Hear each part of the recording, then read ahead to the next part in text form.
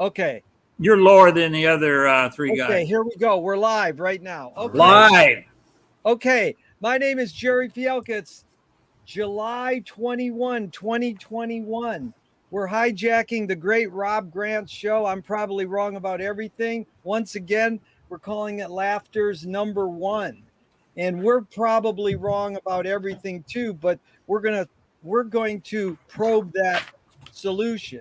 And, yeah, let's probe, Gerry. Do some probing. Probing, because as Marshall McLuhan, whose birthday it is, 110 years ago he was born. 110. You mean he said, you mean my whole fallacy is wrong? Oh, now that's such a good quote. That anticipated Rob Grant all the way. And so we're gonna give you a picture of Marshall. My fallacy. Look at that picture of Marshall. Look at how. Oh, what a great guy, man! You know he was scheming something. Yeah, and you knew he learned. Finnegan's Wake. He learned everything he knows from that sucker. So, anyways, just to get started here, we want to thank Rob Grant. We want to thank Duncan, and we want to thank Michael. You guys are amazing people, and I learned so much from you, and I'm grateful. And so, Rob Grant is is this like a podcast that we're on with you? It is. That's not correct, like Michael. It is. I know. Sorry to use that word like. No. It is a podcast. It is a podcast. I know that's a bad. No, that's not. Bad habit. It's a habit. We're playing with words. So Marshall's main thing, one of them was causality. Effects precede causes, sense ratio shifting. So we're trying to figure out the hidden psychic effects of words. Okay. Oh boy. Why did we invent words? And this goes to the great line, which is from John Cage, who Marshall McLuhan influenced to do something on Finnegan's Wake. John Cage said, silence consists of all sounds that are unintended. So we know when we humans invent something, we're inventing them with an intention. So we think we are. That's good, Duncan. Say it again. We think we are. We think we are inventing them with an intention. Yeah. That's linear thinking. So delusions of grandeur. That's it. But what we're trying to probe in this live TV show is how do we cope with the contradictions of the intention of the invention and the hidden psychic effects. Oh, that's so good, Gerry. That's does anybody remember the war guy that just passed? Rumsfeld. Did the New York Times print that great quote he has about this, Gerry? Where we don't know what we don't know. Yep. Yeah. Oh, they printed it. They printed that quote. I'm trying to locate it. Yeah, it's if you just Google Errol Morris's film on Rumsfeld, you'll get it. Oh, he did a film on Rumsfeld. Oh, wow. Yes. Yeah, he was a real joker. The quote I remember from Rumsfeld was, "Well, we're bombing Iraq because that's where the good targets are. It's all rubble in Afghanistan." Sorry, I shouldn't laugh. That's not funny. I know but that's Rumsfeld was the jokester. He was a perfect bureaucrat. Amazing. Really perfect bureaucrat. That's like an oxymoron. That's good bureau. So we're good. Just to finish up my intro, we're talking about words and how do we cope with the contradictions in the when words don't work. Okay, how do we cope with that? And that my friend Jay says that the first word might have been you, meaning we're trying to separate ourselves from another person, where maybe indeed we're all just one person. We're all just one Zoom session. So cellularly, we are one. There you go. I like that. There's a new book out on it by a professor from Austin University of Texas, I think, Clark, called Gaian Systems. Beautiful, fantastic, survey of the last 40 years of what we're talking about. Well, that's. But anyway, you know how they want to build these space stations? Elon Musk and Bezos. Right. Bezos says he wants to do a backup copy of the Earth in case we get hit by a meteorite. And it turns out, according to this, Lynn Margulis and the Gaian theory of the Earth system that we're in, that's the minimum system, that it is one thing. So that shows you the task ahead is going to be titanic, monumental, to build a, miniature version of the biosphere. Really? It can't be done is what they're saying, without duplicating the Earth itself, the Gaian systems. But I highly recommend this book by Clarke, Clarke. Well, that's perfect because Duncan is located in Austin, and he knows. That's why he's smart. That's why a lot of the James Joyce archives end up in that area too. Duncan, what happened to? I know Elon Musk supposedly moved to Austin, like right when the freeze happened last month. Did you hear anything about that? Well, I know he's moving. Yeah, Oh, he's moving. He's doing a lot of stuff here. He's really going to have a major impact on our town. Right, I know. Yeah, Austin. I've been there. I've been to that Southwest by Southwest one time. Mm-hmm. That was a lot of fun. Mm-hmm. So, Michael, let's stay on topic here for a second, but we're going to go on to a million tangents. So we're talking about the effects of words. Why did humans invent words? We'll start with you, Rob. Why did humans invent words? To pass on stories. Duncan. Wow, It was an accident. It was an accident. Okay, I like that. Michael, why did humans invent words? I think each culture has a completely unique language. I've heard there, like 5,000 different languages at least at one time. So I think what happened was there was some mutation in the genome that allowed us to speak. And so once that started, it's all accidents, the word just came from people just making sounds. Right. I don't know. I don't think anybody knows. I haven't heard about where all these words come from. Rob. But etymology, Gerry. You like etymology. No, I like etymology, but you're sort of going along with Duncan. You don't know it could have been an accident that we invented words. Yeah, the specific words are accidents. It isn't until way later that people, even today people invent words all the time. They like doing it. The Oxford English Dictionary has a contest every year, from the new word to be invented. Best new words. Mm-hmm. Yeah. And the spelling bee woman who won a couple weeks Oh my gosh. They listed all the words that won in the last, many years. And it was amazing how some of those words were unknown to me, and a couple of them I actually knew. Did you see what the name of the father and the girl was? That's mind-blowing. They've got some really weird names. I can't think of it right now, but they obviously deliberately invented the names that they're using. Right. Her last name is Avant-Garde. Oh my God, there you go. Yeah. Yeah. And the father's name is like rich. Internet something. Oh, is it? Okay. So yeah, we need to know. Keep going around, Robin. What's a disservice of words, Rob? Conformity? You asking me or telling me? That's what I mean. Well, Simon Prentice, who I was able to interview. I mean, that was the sort of the thesis of his book is, why do we speak and dogs don't? And then there is a sense of conformity that we have to all agree that a dog is a dog. That's the word for a dog. Yeah, we don't all have to, but we go along with it. Right. We go along with it. Yeah. A lot of us will. Okay, Duncan, why? What's the disservice of words? Miscommunication. Yes, sir. Miscommunication. But Duncan, you haven't talked a lot. Tell us your coping with words. What the disservice of miscommunicating words?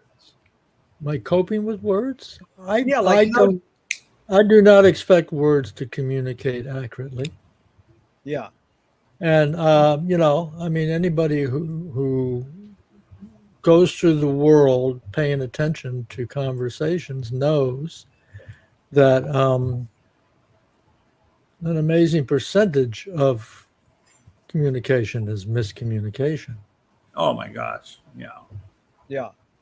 And that's not a problem unless you think that you have some magic ability to communicate accurately to the other person, and that the other person has the ability to accurately communicate to yourself. Then it's a problem. Then you start blaming each other. Yeah. Good. You anticipated the next question. We'll go with you, Michael. Next, what's a disservice of words? Oh, I'm doing the same thing. Disservice. Yeah. What's a disservice of words? I wanted to comment. Yeah. Go ahead. Actually, that what Duncan's saying is really a big problem with communication. Part of it's, I thought of Alan Turing and the Turing test, where that's how you determine whether like the person is a person or not. But it's also, I learned a lot about it from Francisco Varela and Umberto Maturana, this autopoetic theory. And they're really obsessed with this, how difficult it is to communicate is extremely, we're lucky if, we don't have a war, so to speak. I mean, that's why we're having all these problems is because, people stop agreeing on what reality is. And most of our reality is words, that's what Marshall discovered. The Gutenberg galaxy and the alphabet, people think that's reality when they're speaking English, especially if they're monolingual. They only speak one language. Yeah. Then they're lost souls. But if you're lucky if you have more than one language, because then you realize how arbitrary all the words are. They're completely arbitrary. That's probably back to the first question about the language, being an accident. Yeah. Well, no, in fact, the alphabet is completely arbitrary. There's no connection whatsoever with the letters of the alphabet in anything other than, we use them to create word context, the context of the words. And then, but, a lot of people think that the word is the thing spoken. Right. That's rather than Michael. Rather than. Yeah. And I really recommend reading these autopoiesis people. Well, actually, I think Maturana just died, so they're all gone, the first generation. Yeah. Heinz von Forster was an amazing person. As talking about this thing with language and how hard it is to, communication is actually pretty rare. Yeah, Marshall said communication of the new is a miracle, but it's not impossible. Yeah. So we're proving that because I think what Lily Tomlin said was great. Was reality is just a collective hunch, but I think Duncan, if you could expound maybe on your studies of the characters of us take, and why you're pursuing that at this point, in your career, like what's got you to that? Because I think Michael touched on that idea when we actually write down an alphabet, as opposed to Marshall saying there's basically 3 types of words: spoken word, written word, and electronic word. So Duncan, talk a little about that, maybe your recent delve into characters in. Well, I'm interested in classic Chinese characters, not modern Chinese characters. And the reason that I'm interested in is I've had a lifelong obsession, an interest in the I Ching, and not as a fortune-telling book, but because of the images in it, the way they try to communicate feelings and developments in terms of images. Wow. And I'll show you a little book here. If you want to play with this on your own, you can play with this little book, which is also available on the internet under Zhongwen, ZhongWen.com. And this is an etymology, they call it a genealogy. And it kind of tells you how words are built up. And so I decided that, and this is partially Gerry Fialka's fault, because he keeps on hammering on ABCism. And so I thought, you know what? I've been kind of messing around with Japanese and a little bit of Chinese for a long time. Why don't I just, I don't expect to become a fluent reader, but why don't I just delve into this and start seeing what kind of effect classical Chinese characters have on me as I learn the images of them. Right. So, and the Chinese, I should add, going back to the days of Confucians, the Confucians had a thing called the rectification of terms, and they were saying that if people do not agree on the meaning of a word or a concept, there's probably going to be trouble. And that goes back to when I was like 21 years old. I first heard of that. Well, Duncan, good enough, Gerry? That was perfect, because you both of you brought up the words problem in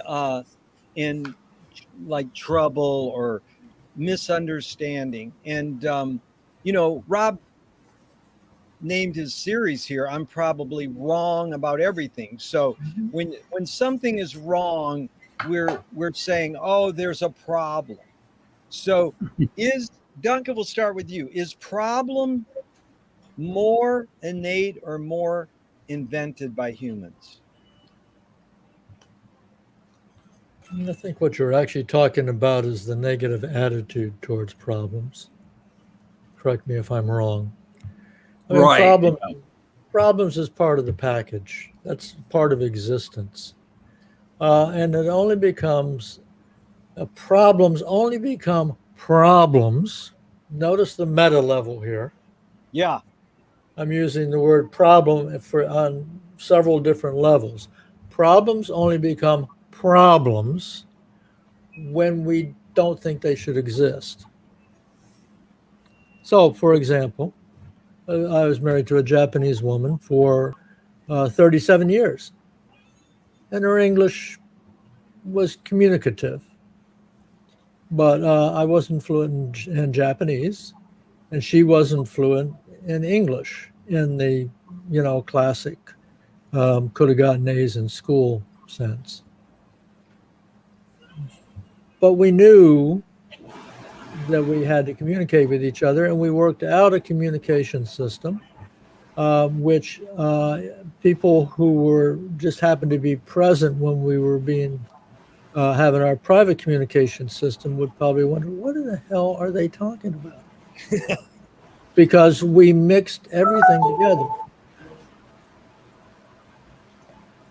Yeah. But for us, that was not a problem. Yes. Because we expected there to be problems. Yeah. Duncan, you put it in the best context I want. And I always say, when you're leaning towards doing a tetrad, put it into the context you want, but you put it in a context that will make this deeper. Michael, put your phone on no ringing, dude. So, Michael. Yeah, I know. And one other thing before we go to you, Michael. Duncan, that's what one of our Finnegan's Wake Reading Club members said once. She said, I get what Finnegan's Wake is. It's like that private secret language you have with your brothers and sisters or your lover. You know, it's like you talk in a certain code and you two get it. So like kids sort of have their own coded talk so their parents don't hear what they're saying, you know.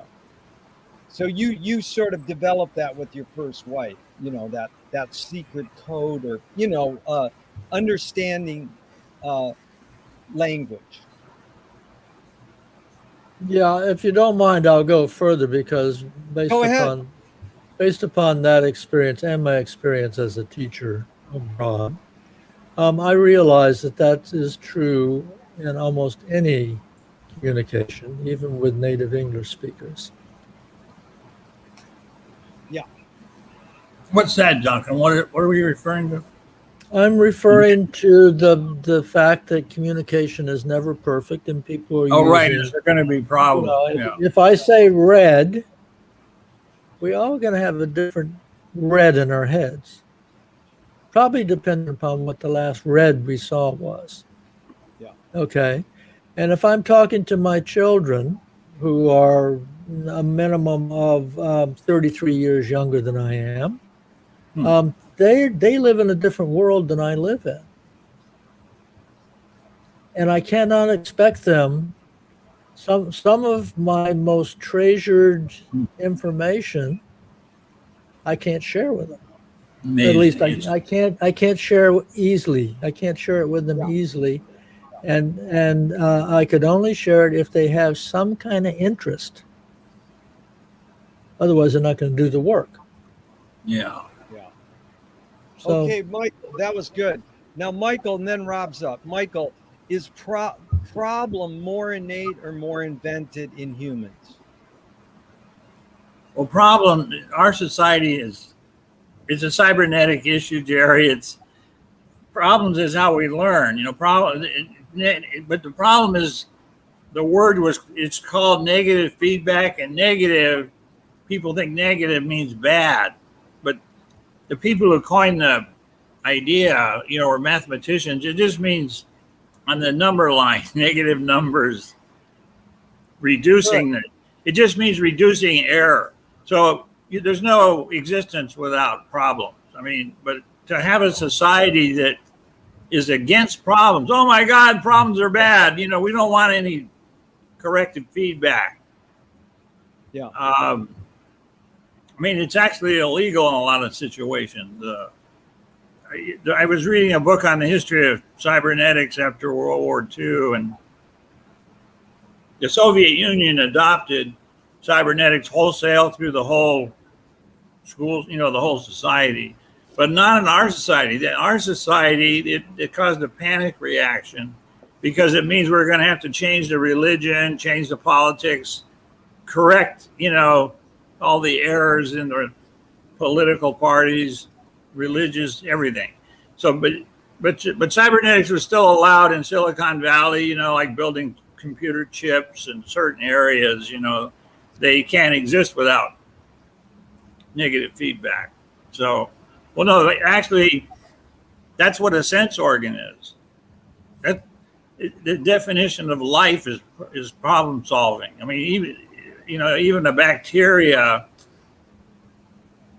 the first sense organ is how they navigates away or from food or light or stuff like that, and then you just pile it on when you get plants and animals.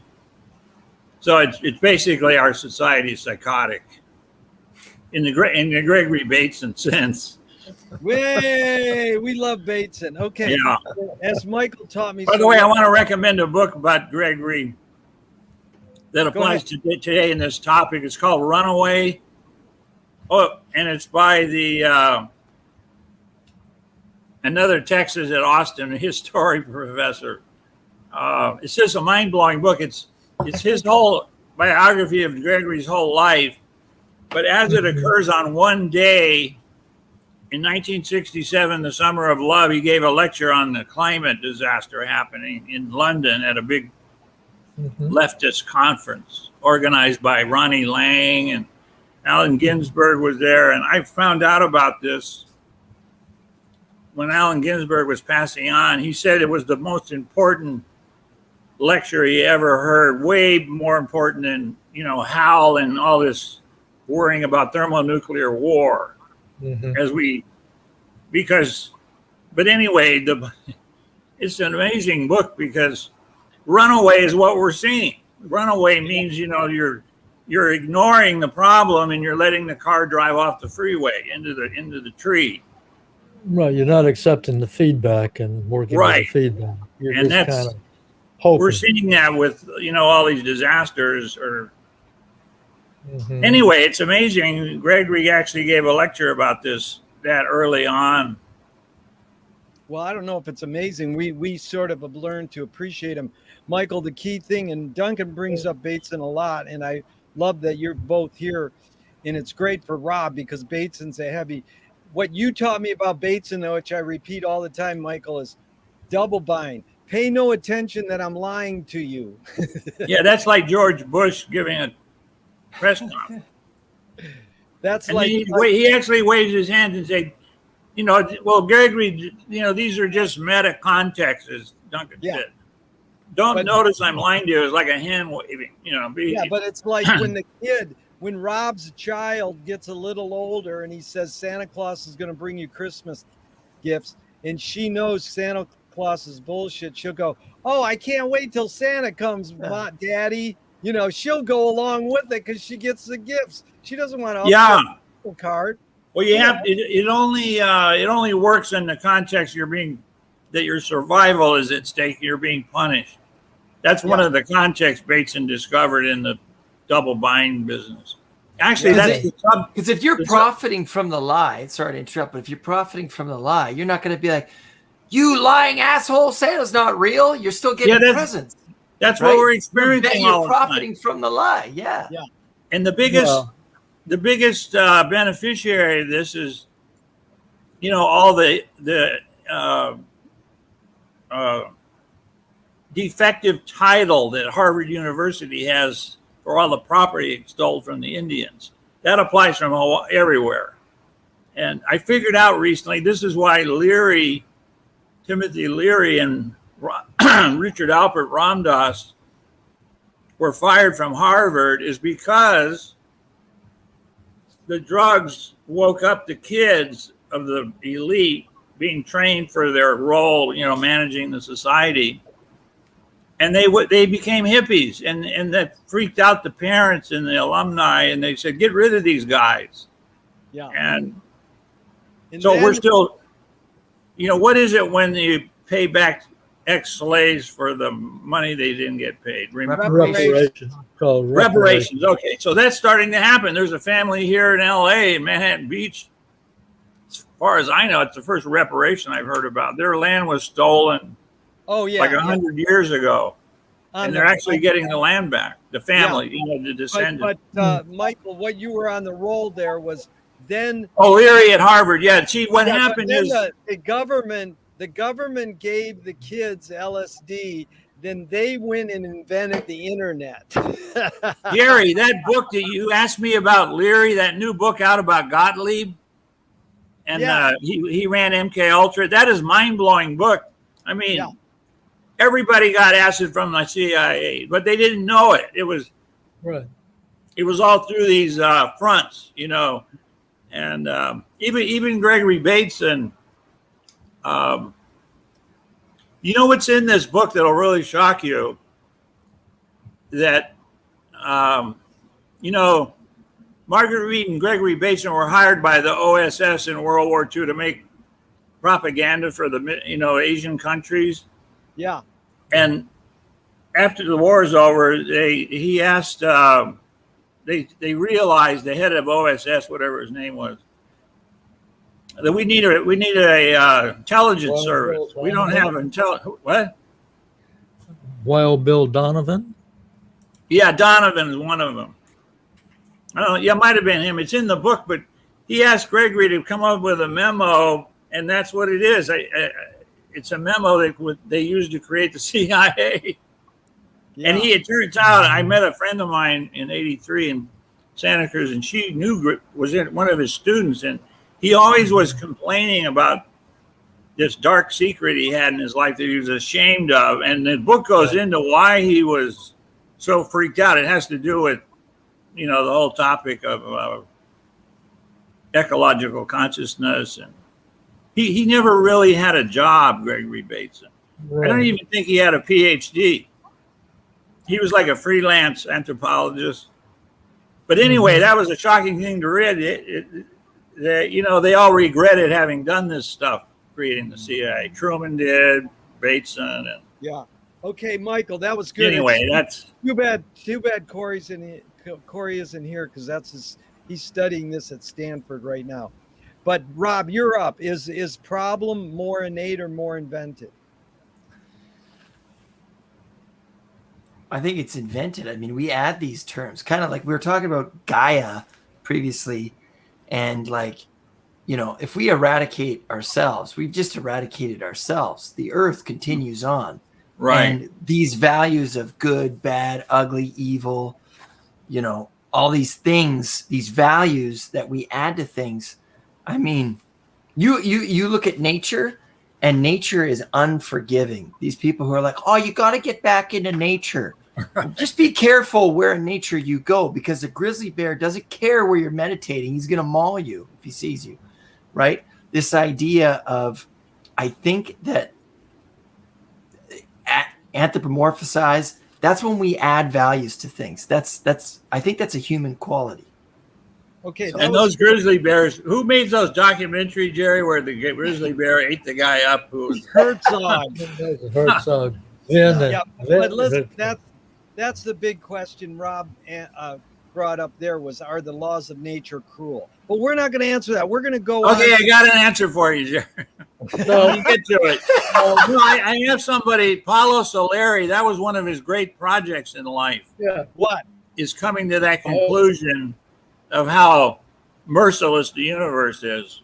That's why we're not out in space. I mean, surviving away from Gaia is incredibly expensive because you got to bring the biosphere with you in the space station, or the space starship or whatever. Let's go with Duncan's rewording of the tetrad subject. Recognizing problems. That's what he said we invented. He basically, correct me if I'm misconstruing you, Duncan, that problems is natural in humans. It's innate in humans because that's the yin and yang of it all. That's duality. That's right. It's what you want. It's what you want. So that's why Marshall said, flip your problem into a solution. In fact, let me just quote a couple modern thinkers. Duchamp said, there's no solution because there's no problem. And Alan Watts said, if you acknowledge your problem, you empower it. So we're going to start with Rob. What does recognizing problems enhance, Rob? Not what we intended when we said, let's recognize problems, but the hidden empowerment. Okay, empowerment. Okay, Duncan, what does recognizing problems enhance? Yeah, it gives us something to do. Something to do. Hello, Michael. Well, it's giving us this huge technological boom we're living in since the 1943 or something. It's like a real-time singularity. The cell phone, the satellites. Now Elon Musk is putting up 10,000 satellites so everybody has, the internet without being interfered with by the government. If you live in a troublesome place, but what it is the computer chip is the most incredible example of loving problems. If you read the history of Intel and Robert Noyce and these guys, they were almost all guys, but there's always women there. We just hadn't heard about it yet until somebody finds. The women are amazing. There's a woman behind Duchamp. There's a woman behind Robert Graves. There's a woman behind, what was the one you just taught me last week, Duncan? There was some. That's because every other person is a woman. They're everywhere. I know. I'm working on a movie script about this, and it's called 1968, The Year of the Dragon Ladies. Nice. In 68, you had, it turns out the biggest dragon lady was LBJ. Lady Bird Johnson was actually, the monster behind Lyndon Baines Johnson and, these companies making all this money selling war material. Right. Anyway, think about Nancy Reagan, right? Reagan. There was also 2 dragon ladies in Vietnam. One of them claims to have killed Kennedy because the Kennedy brothers allowed her husband to be assassinated. He was Madame New is her name. She was Michael, you were the only one. DM's wife. Yeah. Michael, you were the DM. Only one. Yeah, right. Well, there was 2 brothers, I think. DM and his brother was head of the secret police. Madame New was actually responsible for kicking my political views into high gear when she came to Austin, Texas. Oh my gosh, you saw her, Duncan. That's amazing. Yeah, I saw her. They brought her to Austin, a big speech in a big auditorium, and there was a small group of politicos out front. And then, I was just a curious fellow. You know what year that was? Excuse me. Can you say what? It's got to be like 63 or 64. He was at it. So Kennedy had already been killed or not, do you think? Yeah, Kennedy had already been killed at that point. Okay. Yeah, Kennedy was killed in the fall of 63, right? Yes, November 63. Yeah.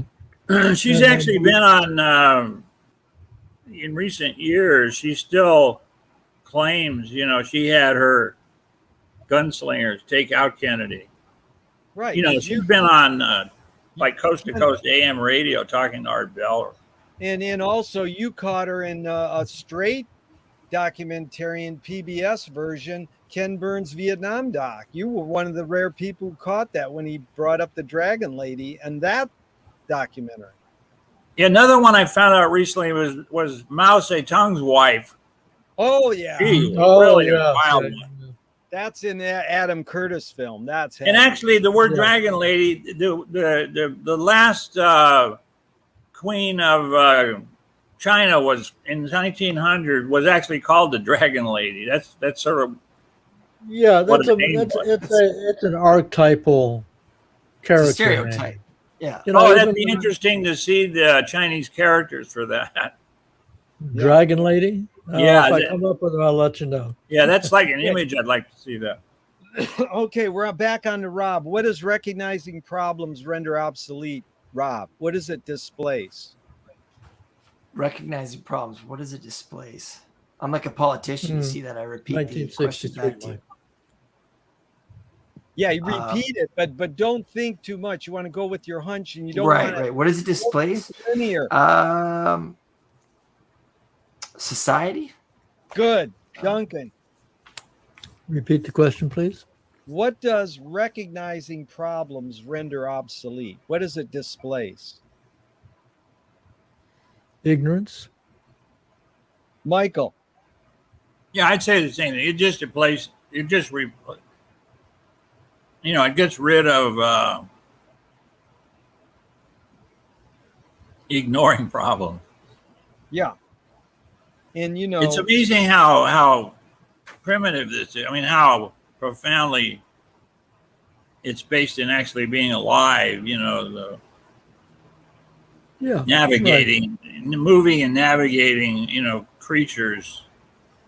And to have a society, that's why our society is so distraught all the time, because people can't handle they flip out when see, if you're allowed to, look what happened to Lynn Cheney. It's a perfect example of how they punish people that are telling something, whatever they think the truth is. They say, well, we don't want to hear about, kick her out of the party. Yeah. I mean, it's amazing that I think she's the daughter of Cheney, the war guy. Dick Cheney. Yeah, Dick Cheney. She's a daughter. It's amazing the way they met. But that shows you, see, the message is to everyone else, this is what will happen to you if you try to tell the truth or whatever you think the truth is. Yeah. So that's how that's how profound the lying culture maintains itself so well. Because it's doing this to people all the time. But right. Michael, Well, we have. Go ahead, Duncan. Well, we have a current example right here in Texas, where the Texas legislature is taking over even more control of the textbooks and deciding wow, what yeah. can and cannot be put in. And they are actively, the Texas governor and the attorney general of Texas have actively been trying to silence a new, and I have to say, not very good book on the Alamo. There's lots of Oh no, the debunking Alamo. of the That's Alamo. going to be the Yeah, sacred Alamo. yeah, right, and it's a great example. I mean, the Alamo. There's no doubt that the mythology of the Alamo is actually a modern creation, Sure. which John Wayne had a big role in. Right. But Or but now it's accepted mythology, and people John are Wayne. going crazy with the idea that maybe William Travis was the syphilitic Don Juan shyster lawyer that he was. Wow. That John Wayne, what do you hear about this, The Searchers movie from 57 by John Ford, Natalie Wood, and Wayne, where, what's that Indian girl that was kidnapped by the Cherokees or Comanches? Pocahontas. Oh, Cynthia. No, Pocahontas is in the tobacco thing, Gerry. Yeah, Sorry. Pennsylvania. No, Virginia. I think Virginia. This is Cynthia Ann Carter. She's Parker. Maybe Cynthia Parker. Ann Here you got it. Yeah, she was kidnapped and became the they're wife. trying to make movies about it. Well, anyway, her son, Quanah Parker, was like 2 feet taller than all the other Indians. She married the chief, but he's the one that created the Native American church using peyote to help save all the Indian cultures in this area, the plains. Mm-hmm. And it's a horrible story. The movie, obviously, it took them 25 years to track her down. The Texas Rangers, ruined her life because a lot of these people don't want to go back to living in a cabin. They like the TP Plains lifestyle. I guess I don't know. Well, Dancing with Wolves certainly. The women really had it rough. They're like, she was completely covered with buffalo grease all the time because they were constantly doing all the buffalo skinning and everything. So, but it is a phenomenon. What you brought up was John Ford's The Searchers is one of the great influential films in Hollywood history. Oh my gosh, Gerry! It's number 2. I just saw the number 1 film is the Stagecoach. Wow, what a mind-blowing movie that is! I actually think that's a really great point. Is how Western film or depictions, like, it's just like art in the 19th century, 18th century that romanticized events to almost propagandize it, right? Like how about the one picture? Amazing. Yeah, or even has a veteran of the from the Civil War, the Confederate guys, and they're all packed in a stagecoach, 6 people. It only holds like 2 people, but they got 6 of them in the, and that's that movie is, my brother termed it, and I only saw it like a month ago. It's really whoops. Yeah. Well, I mean, there's something about great film and how it can affect society. I mean, think about The Birth of a Nation. Obviously, now when we watch that film, we're like, WTF? Like, but back then when it was seen, people are like, oh, that's how it is, because they didn't have sources of information where they could fact check and see maybe these depictions of the other are inaccurate, just like indigenous people in Western films. I mean, we see that and we're like, oh, that's like Pocahontas. We're like, oh, she really could talk to animals. And it's like, no, this is just romanticized images that feed and create stereotypes. Oh, Michael just joined us, by the way. Mm-hmm. Yeah, I got. Wow.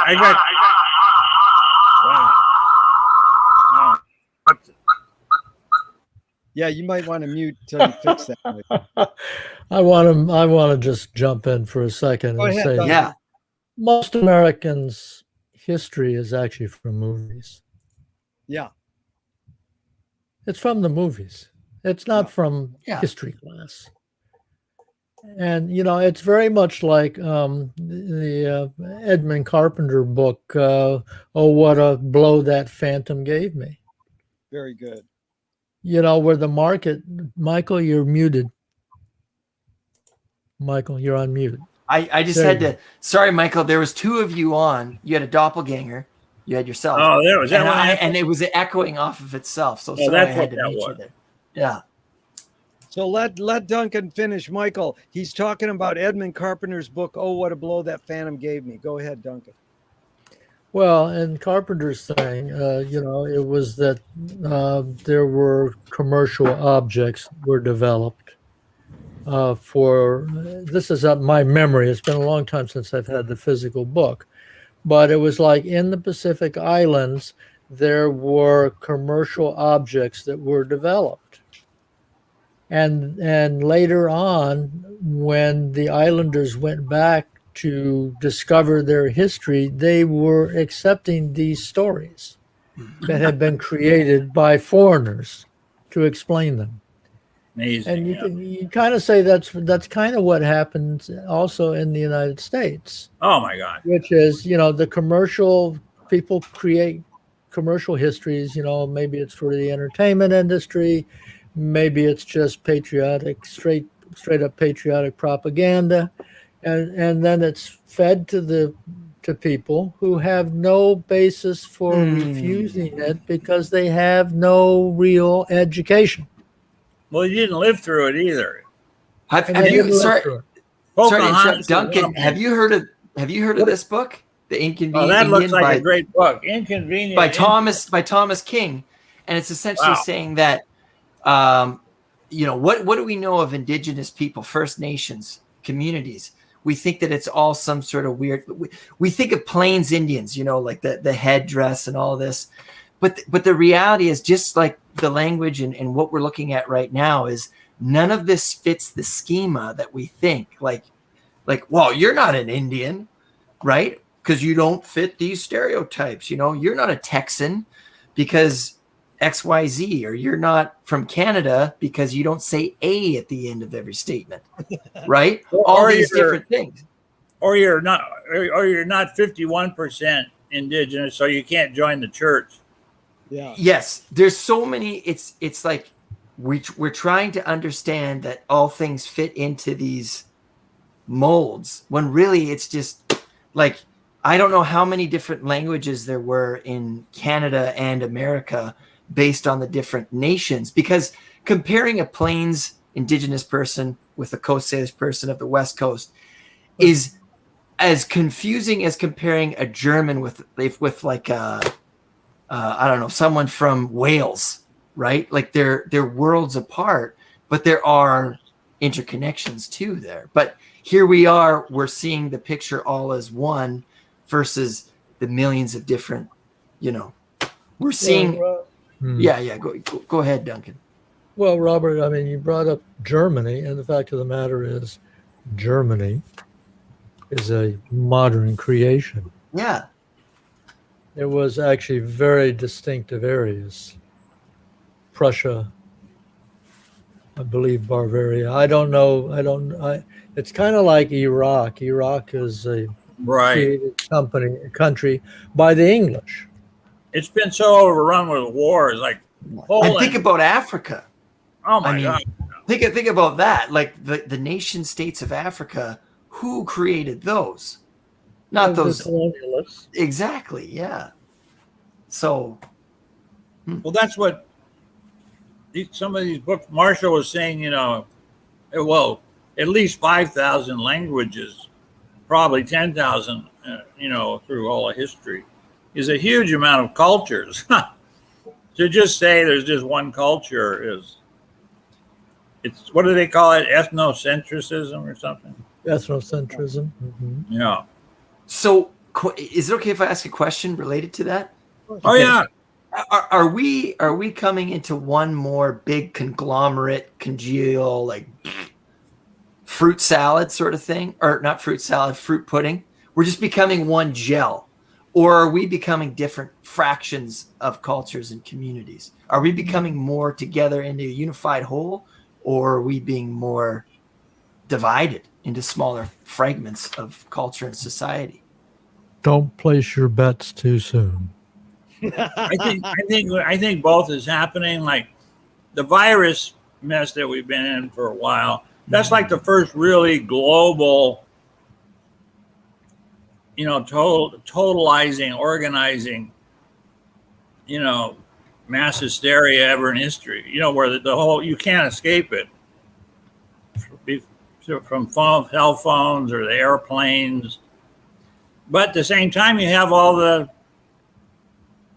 indigenous people promoting their culture. And so it's going both ways, I think. Which you want. You want to, like, obviously the climate crisis is something that's a global problem. Mm-hmm. But you still want to have your own unique, which is sort of crazy because this thing in Texas where they want to ban what's it called, Duncan, teaching the slavery? Yeah, critical race theory. I mean, I don't think history. I don't think, I actually one time heard Rush Limbaugh say, postmodernism, oh my God, what are we going to do? It's ruining the civilization. Right. Yeah, I don't know how he knew about postmodernism, but that's... They want to erase critical race theory? They want to get it out of the schools, the textbooks. The history they do not want slavery to be described negatively. Right. How do you not describe it? And they do not want any accurate descriptions of the Ku Klux Klan. Yeah. Etc. Or wiping out all the Indians. I wanted to get back to Pocahontas. Yeah, that's a big one. I mean, the reality is in Texas, we literally track the Indians down, and the ones we didn't kill left the state. Yeah, it's amazing. They ended up in Oklahoma, a lot of them. And General Grant, actually, I just learned that General Grant, the only way they could get rid of the Indians is we had to wipe out all the buffalo to get rid of these people, by any means necessary. Same thing in Canada, unfortunately. Only in Canada, we had residential schools, which was a form of genocide because they wanted to, and this is a direct quote, kill the Indian, save the man. Words, Yeah. How explicit is that? So that's a form of genocide in They're still doing it. Cultural genocide. Oh yeah. I mean, there's what is it? Intergenerational trauma that it just keeps going down the line, and then we say, well, why can't they pull them up by their bootstraps? Because this is why they're having bootstraps. This is why they're having a panic attack over this, because Black Lives Matter, whatever it is, Indian Lives Matter, white people's lives matter, shows that they're panic stricken over the truth or what really happened. Like, how do we get in this mess? That's why they want to prohibit talking about something like critical race. Can I recommend 2 books? Hold on. Oh, so no, go ahead, Gerry. Because I want to answer your question and then recommend them, because this is in line with what's going on. You people are my heroes because you always. What do you mean, you people? Well, you three, because you fall back on. Here's a book I want to recommend. You use printed matter as a way to teach, and I think that's important. To hoik up the book as a learning tool is important, but it's also this thing that pattern recognition can lead to comprehensive awareness. So we were raised with history books that weren't fully correct. We weren't raised with Howard Zinn's book, People's History of the United States. Right. But we have it now, and we can access it and hopefully rethink history for ourselves. So pattern recognition leading to comprehensive awareness is big. But to answer your question, Rob, is the city is classroom, is an important book Marshall McLuhan wrote. Oh my gosh, that's a great book. But this is now it's updated to the podcast as classroom.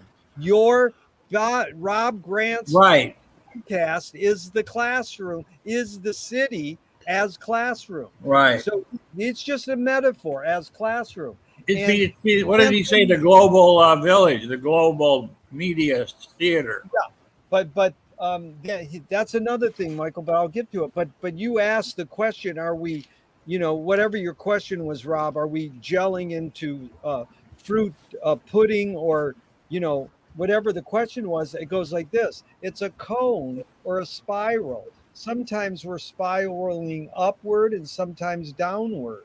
So it's not just one or the other answer. It's constantly we're repeating, but we might be repeating. Yeah, it's a pendulum, right? Or it's this, but it really boils down to our opening topic, which is words, because Marshall said, thank God he was born 110 years ago. He said, word is the most addicting and universal drug. So even though we speak different languages, humans invented words for whatever reason. We said by accident, to communicate, so we're using spoken word on an electronic word medium. And me and Michael and Duncan are constantly doing this. We're using printed word to take notes. So we're fusing all three word forms: spoken word, printed word, and electronic word. And it is the most universal drug. We're addicted to it. We don't know why we're addicted to it, but we want it and we need it. And it's the most addicting. You didn't call this podcast to happen so we could stare at each other and use no words for 90 minutes. So we have a commonality here that we decided to use words. So go and say your 3 books. Or your 2 books, Rob. Sorry about that. Yeah. Oh, no, it's all good. I mean, you just brought me on a different tangent about language being the first addictive word. I mean, previously we were talking about drugs, and there's this book I'm reading right now or listening to, Behave by Robert Sapolsky. Oh, I'm missing Sapolsky. Thank you, because Spolansky, I think he was like the he has a 25 lecture free series on YouTube, by the way. Is he the guy from Stanford? Yes. Yeah, the guy who wrote Why Zebras Don't Get Ulcers. Okay, that's the one. Now say your point. Why, Rob? Well, he talks about like things like addiction and the brain and endocrinology and how different cultures, so for example, a collectivist culture and an individualistic culture, their brain wiring is literally different, in that they'll see things differently just based upon their cultural adaptations or what have you. But anyways, yes, yeah. Also, the drugs are on. I'm reading a new book by Michael Pollan. It's called Your Brain on Plants. Yeah, and it's actually about opium, caffeine, and mescaline. I thought it was about all this other stuff. But the thing on caffeine is astonishing. Basically, when caffeine was brought in 500 years ago to Europe, that's what's created the boom we're in of going all over the world, starting colonies. Colonies were like IPOs from the king. But the coffee, and then when they brought the tobacco in, it was like mass hysteria. New companies travel around the world, conquer, kill all the Indians. And, this is all caused by drugs. Chocolate. The things with caffeine was chocolate, which came from the Aztecs. Mm-hmm. And then caffeine came from like Arabia. And then there's a lot of stuff with caffeine in it. It's even used in drugs like Tylenol sometimes. But yeah, let Duncan anyway, because I got a great anecdote for chocolate. Go ahead, Duncan. What were you going to say? We're not going to unify the world by teaching them history. That's right. There you go. And we're not going to unify the world through science. Right. And I'm probably wrong about everything, but if the world is going to be unified, then please realize this whole racism thing goes back into particularly the United Kingdom. But the Europeans also joined in. It was very important to make those other people inferior because, you don't want to go around conquering and enslaving equal people. Makes it easier to sleep at night. Makes it easier to sleep at night, makes it easier to exploit them, rape them, sacrifice them, whatever. So we got this big problem. I think if anybody hit the nail on the head, I think Krishnamurti did a pretty good job in his school marmish way, I should add. He's a little bit too nya, but he basically said there's only one mind. And the only difference between what we call minds is experience and personal history and cultural history. And those other people, when it comes to mind, they're not other. They just have a different experience. They're in a different situation. Like even, like I have a problem with people who support people like Trump. But they're not inferior people. I don't want to starve them. I don't want to put them in jail. I want to figure out how to get them to relax about certain issues. Right. That seems to be what the big problem is it seems like war, you just blow up their brains to get rid of them. Then now we've got this re-education camp idea from the communists. Mm-hmm. Let's get them in re-education camps. And then you got the Mandela thing down in, the truth and reconciliation instead of hanging everybody that was a war criminal. So it is sort of happening, thinking about some alternative to murdering people you don't agree with. There was this book. I'm sorry to interrupt, but it's called The Broken Ladder. And when they were fighting in the war, they did this experiment, or they were doing research, collecting data, and apparently there was the Pacific campaign and there was the European campaign. Right. And when they went off to war, they asked the guys in the Pacific, "Who do you hate more, the Japanese or the Germans?" And then they went to Europe and they said, "Who do you hate more, the Japanese or the Germans?" The people in Europe hated the Japanese more because they didn't know exactly what they were. They didn't know they were human. And the people on the Pacific front, they hated the Germans more as the enemies. And there it is again, this idea of othering to make it easier. But then there's the experience. For example, I was at dinner last night. Thank God I wasn't drinking. And I found out my mother-in-law is a Trump supporter. And I was like, what? Like literally, like food shot out and hit people in the face. But then it's like in my mind, here I have this image of the Trump supporter, but now I'm looking one. It's that old saying, until we see the whites of their eyes. And then you see the whites of their eyes, and guess what? It's somebody just like you. Okay, that often happens in the war where, when they have a break or a truce or something, the soldiers hang out with each other from the opposite side and share cigarettes, and then they go and kill each other the next week. The humanity comes out. It's in Finnegan's Wake when the guy is supposed to be shooting this guy. And then he says, "Wait a minute, I got to take a shit." And he goes, "Well, I can't shoot you while you're taking a shit." I know, that's a good one. That's amazing. But you touched on something. We're going to get back on track for a second.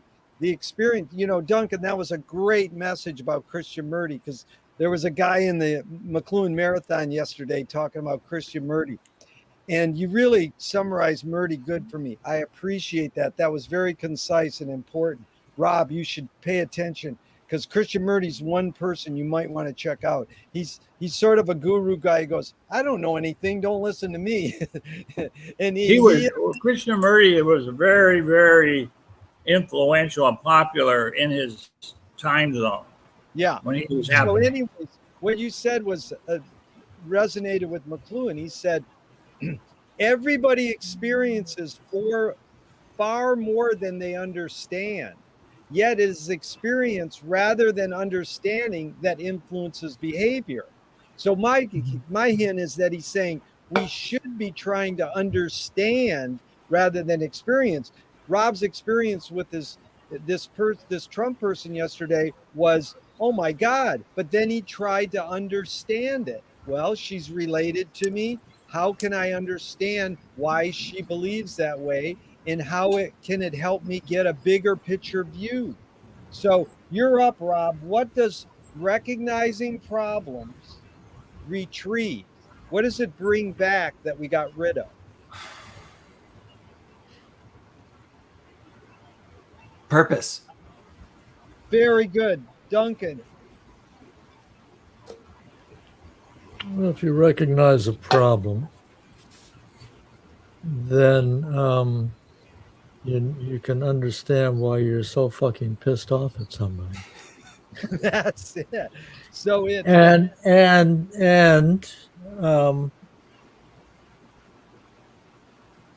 you can learn to live with it until a solution arrives, which it almost always will arrive, at least on the personal level. So I would, to use Rob's example of his mother-in-law. Now, unless he's planning on divorcing the mother of his children and his wife, and unless his wife is just as upset about her mother as he is, he's going to have to deal with her. And so what do? Well, what you do is you go, well, I'm going to use this as an opportunity. This is someone close to me. You know, I'm not going to be real pushy about it, but I want to find out why. And I want to find out how she perceives things that happen. And so it can be a learning experience. And this is how it is many times when we're in conflict with people, which is a problem. But many times it's just a matter of recognizing the problem and waiting for a solution to arrive, as opposed to creating a solution. Right. I think that, Duncan, maybe word appropriate is perseverance, this waiting period. Just observe. Observation. What is a retrieve observation? And I want to quote my sister taught me, a social worker taught me a real important thing. She goes, one of the keys to a successful relationship is how you deal with what you don't like about the other person. It's how. Mm-hmm. You spit food out of your mouth going, what the? Or you go, whoa, you know, and that's all right, Rob. You were shocked. So, Michael, you're up. What does recognizing problems retrieve? What does it bring back that we got rid of? Well, it brings back it was called, they had a newsletter, continuing the conversation. Yeah. Yeah, the solutions can only emerge out of the interaction of the people. So it's very Chinese, you know, Taoistic type. Just relax, you know, go do something else. Oh, that's the big thing that Bateson was his whole life complaining about. He called it instrumentalism, that the big curse of humanity, or thinking that we can intellectually solve a problem. Mm-hmm. It's just way too ecology. You know, only the whole Gaian system has solved the problem. Very good, Michael. What? That's why it's called systems. The book he's called Gaian systems, comes from systems theory, but it's been going on for, you know, like 70 years or something. It hasn't been that popular. But that's our show is about why it's not popular. People don't want to hear about it. They don't want to change their opinions about anything. Yeah. But it should be fun and pleasurable, but they were brought up that, learning is agony. Feel the burn. The whole society is. I've been using this word lately of people that are just they're distressed. People are distressed. Mm-hmm. Like I just saw the Anthony Bourdain documentary by the. Have you ever heard of this guy that did that, Gerry, before?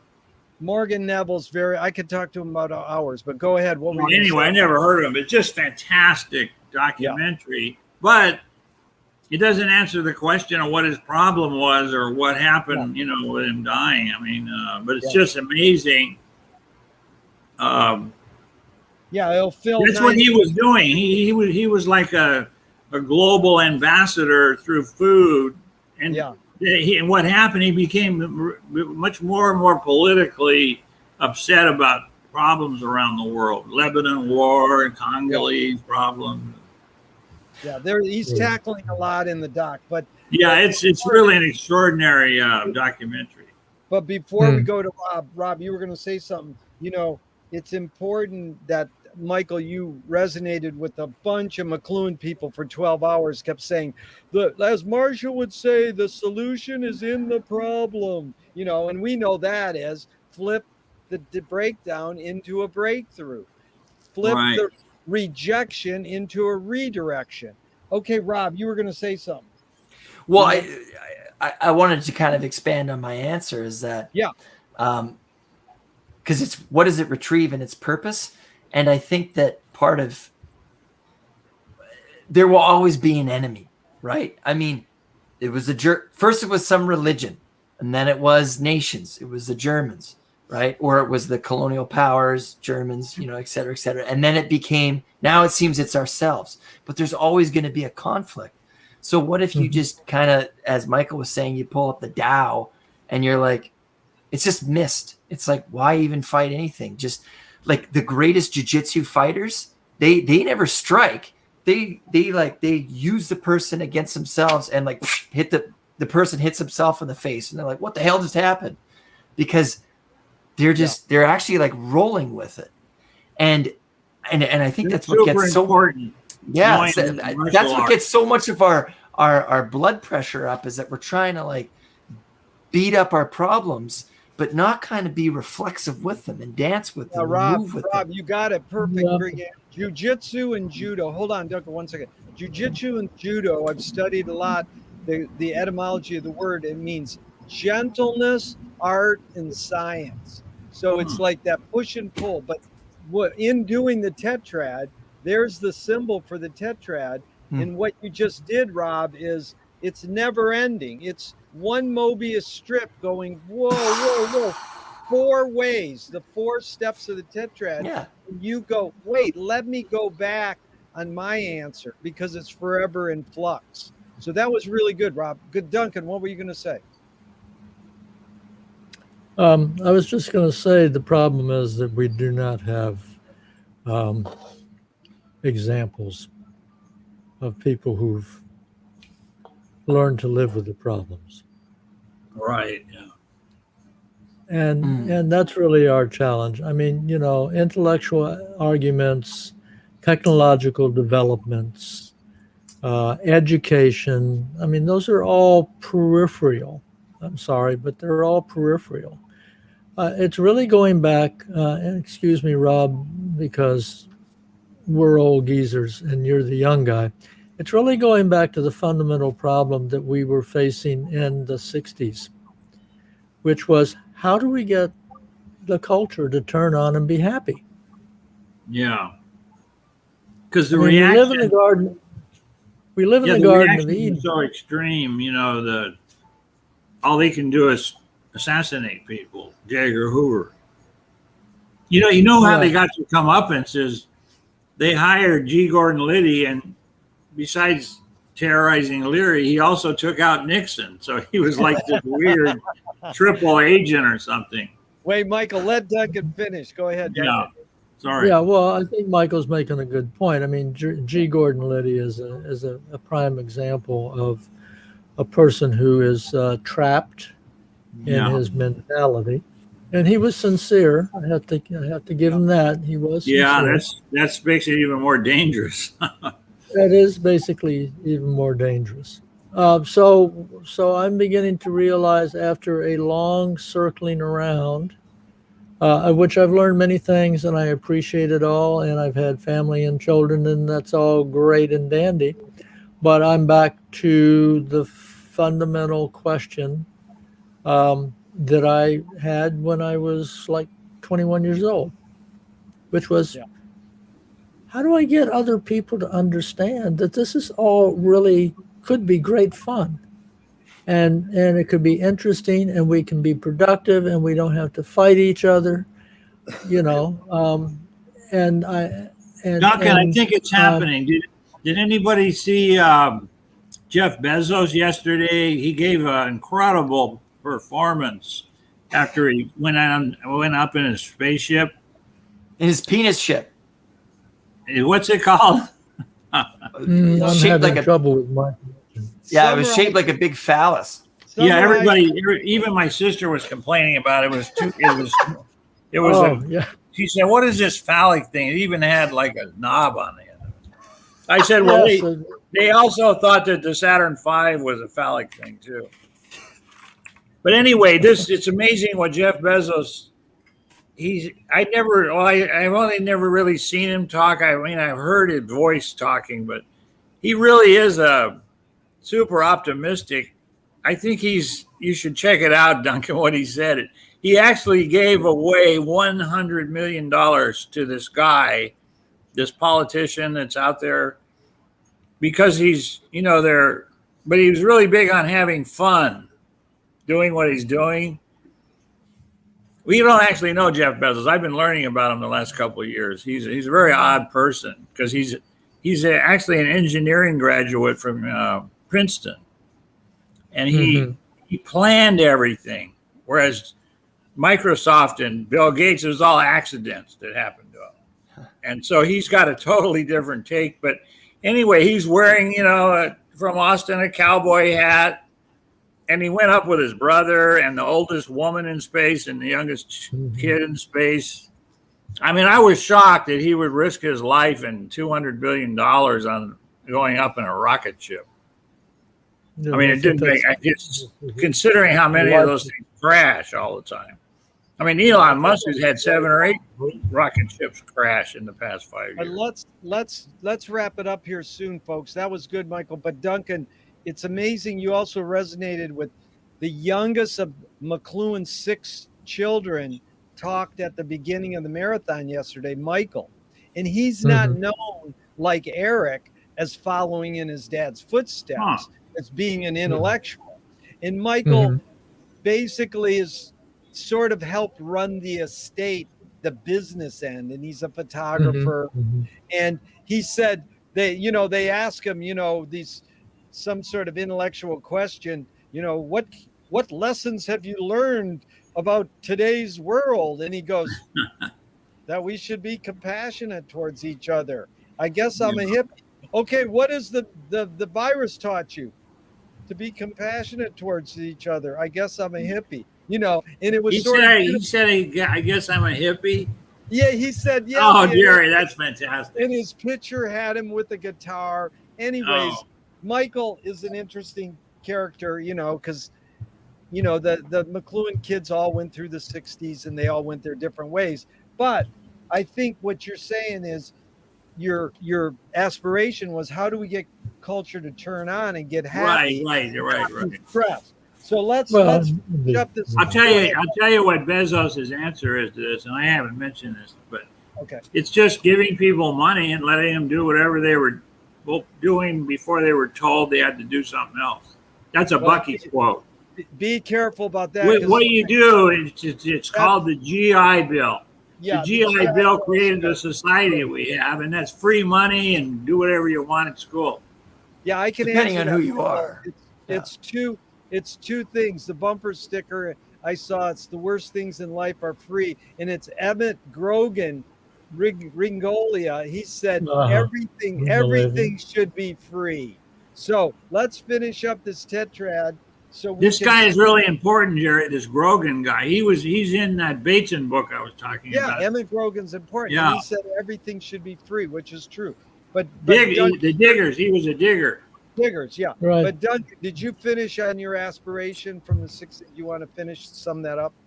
Well, I just no, it's just basically cultural change will happen not from knowledge or technology. It will happen from examples of how to be a better human being. Yeah. Shown in the flesh. Right. You have to demonstrate it by being a better human being. Yeah, it's the old be an example, don't be a preacher. Yeah. But I do want to mention one book that I think is very important, and that is the book How to Cure a Fanatic. Ooh. So you're saying I should gift that to my mother-in-law for Christmas? Great idea, Duncan. No, you should get it and read it. I know. How to Cure a Fanatic. And basically, it's written by the Israeli writer Amos Oz, whose Tales of Light and Darkness is a fantastic autobiography. Wow. But it's a little book, and he basically says you can't get rid of these people. You can't kill them all. It's just not going to happen. Yeah, every other person is a Trump. You gotta learn to live with them. Yes, very good. Okay, let's finish up this tetrad so we can pretty soon conclude, and of course the dialogue will go on and on. So Rob, you're up. If you take recognizing problems, you press it to an extreme, what might it flip into? Take solving problems and press it into an extreme. Pedanticism. Recognizing problems. Yeah, recognizing. Recognizing problems. What's the quantum of recognizing problems? Like, what is it in its most powerful, minute form? And I guess it would just be hyper, like I can't think of the word right now, but the parent who is so worried about their child that their child grows up like super freaked out. Take recognizing problems and press it to extremes, it turns into a helicopter parent. Yeah, that's what I'm saying. Yeah, I have a bit hyper anxiousness. Yeah, that's good. Yeah. Go ahead, Duncan, you're up. If you take recognizing problems to extremes, you will probably become humble and super observant and compassionate. Very good. So see, this is two ends of the spectrum. That's what we want. We want everything in between. Michael, you're up. Press recognizing problems to extreme. What could it flip into? Well, I think we're going into it right now. It would be, utopian society. It's always been possible. It's been written about a lot about utopians. A lot of these gurus of the past 50 years were utopians, but this I think the global thing, with everybody having a cell phone and access to the database of the internet, through like Elon Musk, all these satellites he's putting up. That's, and obviously giving people money and letting them do whatever they want is catching on, because it's always been there. It's just been camouflaged because right-wingers don't like hearing about it. What did Reagan call them? Welfare queens. But the biggest welfare queens is the Los Angeles automobile system, all paid for by government loans and credit, unlimited credit lines, VA loans, all the housing, no down payment. I mean, wouldn't the ultimate welfare queen be the first lady? Didn't Marshall say we're the most advanced socialistic type country in the world because we have the highest percentage of the most services for the biggest percent of the population of any place in the world, even though we know that people are happier in Finland. Well, living in Finland is like living in Long Beach or something. I mean, it's a very small place, peak population. It's good. People haven't accepted that life is supposed to be fun. I mean, everything on Earth is free. The sun's free. The plants are free. The ocean's free. There's nobody charging money for anything. McLuhan's the Gaian system. Yeah, McLuhan's key word was play. Okay, Rob, say your thing, and then we're going to wrap up. I have a good little thing we'll go round robin with. What were you going to just say, Rob? Well, I just kind of was piggybacking off what Duncan was saying, and there's this old saying that the enemy of my enemy is my friend. I don't know who said that. Yeah. But why not take out the middleman and try and make your enemy your friend? I mean, maybe there's something to this idea of, turn the other cheek and try to understand people. I mean, at some point, people get exhausted of being assholes, I think, especially if you keep giving them grace, right? Depending on who they are. And then there's some people that it's like, hey, you're not worth my time. But in the example of this person in my family, they're not really like, they're not a bad person. There you go. Right. Okay. And again, it's like, they just like Hannity. She's listening to Hannity on Fox is probably sure. But who said it? Kareem Abdul-Jabbar said, make a friend with somebody who doesn't look like you and change the world. Oh, and maybe, but change that to look like you, think like you, pray like you, eat like you do. We're always going to have an enemy. If it's not Russia, it'll be gluten. Yeah, Dalai Lama quotes Shannon Doyle, your enemy's your best teacher. Okay, Duncan, go ahead. What were you going to add? Responding to turn the other cheek. Actually, that is a good policy to do once or twice. Yes. With a particular person. Yeah. But actually, the game theory people have said that actually the better way to do it is if someone, say, for example, cheats you, you point it out and you don't retaliate. If they cheat you again, you do something in the correct measure that lets them know that that's it. I'm not going to take that shit no more. And then, once they've had a little time to digest that, you offer the hand of friendship again. Mm-hmm. And that tends to be a good balance of things. Wow, Duncan, who is the game theory people? Is it a book or I don't remember right now, but that was good. In that book, Behave by Sapolsky, he says it's better to be giving out ulcers than to be getting the ulcers. In reference to, you're the one mitigating punishment or whatever. And that's an evolutionary theory too. Okay, right? That's a perfect step, evolution. Check this out for the ending. You can each comment on this. It's a little fun. It's playful. It's one of Marshall McLuhan's favorite jokes. Two caterpillars are on a branch and they see a butterfly fly by. And one caterpillar says to the other caterpillar, "You'll never get me up in one of them contraptions." So today at our Dante reading group, the great AJ, this woman said, what happens with a caterpillar is they don't do it. It happens to them. They don't change into butterflies. It happens to them. So you take that joke, you take AJ's line, and then it is a question from a little postcard with two butterflies. I keep thinking I'm the butterfly waiting to transform. But what if I am already the butterfly waiting to fly? So it's really about attitude. Michael, we did set and setting last week, and we talked about this, about how it's the attitude. What does the role of attitude play in your process? We'll start with you, Rob. What is the role of attitude? Yeah. Well, it's kind of like, as we've talked about, if we think about all the inequities, like if I'm always thinking about what I don't have versus what I have, it's going to have an effect on my outlook and my well-being. So attitude is everything. I mean, attitude of gratitude. That's what I tell people I work with. It's good. Duncan.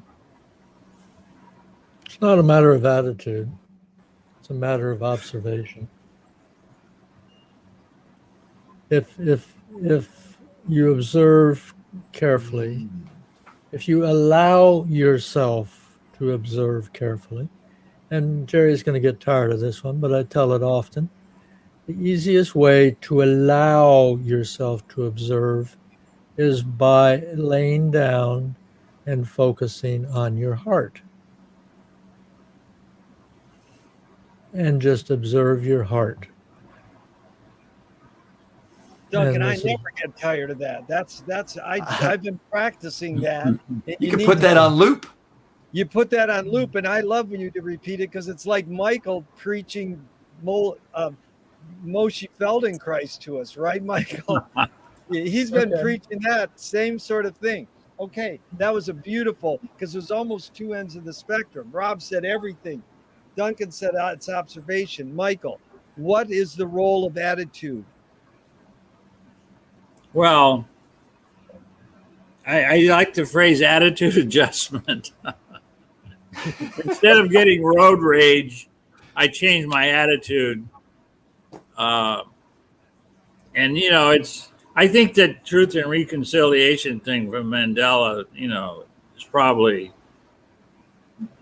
change of attitude about it. Actually, it is. We need to get rid of punishment. I think it's the most deeply embedded thing in our society. And I heard a woman on Amy Goodman last week talking about her brother got, arrested for drugs. And she gave the most fantastic show about, because all these books are coming out, against addiction theory and drugs for therapy. But it was just fantastic. So I'm always amazed what one individual does to my mind when I hear some of these, and you never know where it's going to come from. I mean, I don't normally listen to Amy Goodman in the morning, but I was last week for some reason. And but anyway, she went into this most amazing criticism of, that's what I found out last year, that the police were created to track down slaves, runaway slaves. We need to get, I was proposing we need to disarm the police. If they want to execute somebody, call in a special SWAT team to do it. Not them personally. They should not be involved in. And I don't know what the problem is. I mean, the British police didn't have guns up until 9/11. It didn't seem to be a problem. So it's anyway. No, I think you guys summed it up well for me, and I appreciate our time together. Thank Rob for hosting and letting us hijack his show. Thank God. Laughtears #1. That was pretty good on Marshall McLuhan's 110th birthday. Duncan, Michael, Robert, thank you so much. As the great subgenius say, pull the wool over your own eyes. And James Joyce said, remember to forget. And it is definitely, Michael, in one of my questions, which talks about Gregory Bateson's double bind, is, does punishment work? When a criminal gets caught, do they think, wow, I was doing something morally or socially wrong? Or do they think, my criminal skills just weren't up to snuff that day? So, it's amazing how there isn't any evidence whatsoever that punishment does. Yeah. It's because of the double bind. Gregory used to use the metaphor, when you kick a dog, you don't know what it's going to do. Yeah. So it's not the physics that's, the punishment, each person interprets punishment differently, actually very creatively. And that's where Gregory's theory came from. It was called a double bind theory of schizophrenia, that people that had schizophrenia, that was a solution to surviving in the nightmare they were in, the social system they were in. Right. Which so is actually being a schizophrenic is appropriate. Yeah. Go ahead, Duncan. What? Almost all behavior is an attempt to adjust to this person's situation. Or it's a form of communication. Well, that also, but it's mainly just trying to cope with whatever is actually going on. And one of the influencers, I don't know if the Bateson new Bateson biography mentions it, but Milton Erickson. Oh yeah, Bateson went and filmed and built an Erickson's house in Phoenix somewhere. They were very close, actually. In fact, the two guys who started NLP. Yeah, NLP. They loved. I mean, Echelson was thought to be like he was like a genius at sussing out a solution. Right. Well, it's all involved with Bateson's thinking that the slightest, butterfly flapping its wings can have a huge effect, but you don't know what it's going to is. It has to emerge out of the. Hey, you brought us full circle to the butterfly, but Duncan, the caterpillar. Tell Metamorphosis. Rob the name of that first NLP book, because it's probably something he should catch. Because Erickson. Let me tell a little Milton Erickson story because it'll reinforce my thing about observation. Milton Erickson is reputed by some to be the greatest hypnotherapist ever and a great therapist in getting people to change. The Jay Haley book, Uncommon Therapy, is very good. An important thing to realize about Erickson was that when he was a teenager, he was stricken with polio. Oh, wow. And could not move. He was totally bedridden. And so all he could do was observe.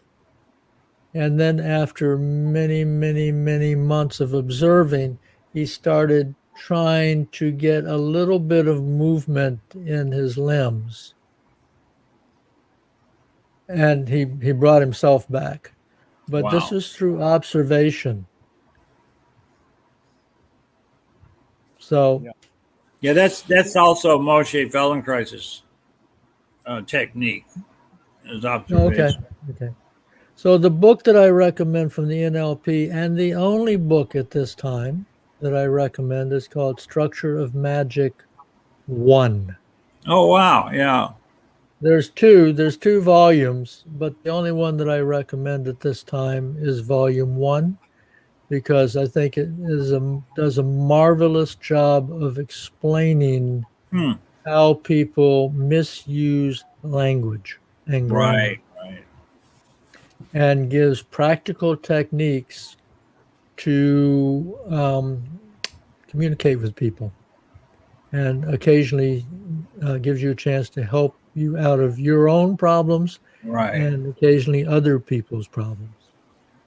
And solutions. That became the last I've ever heard of the movement was called solutions therapy.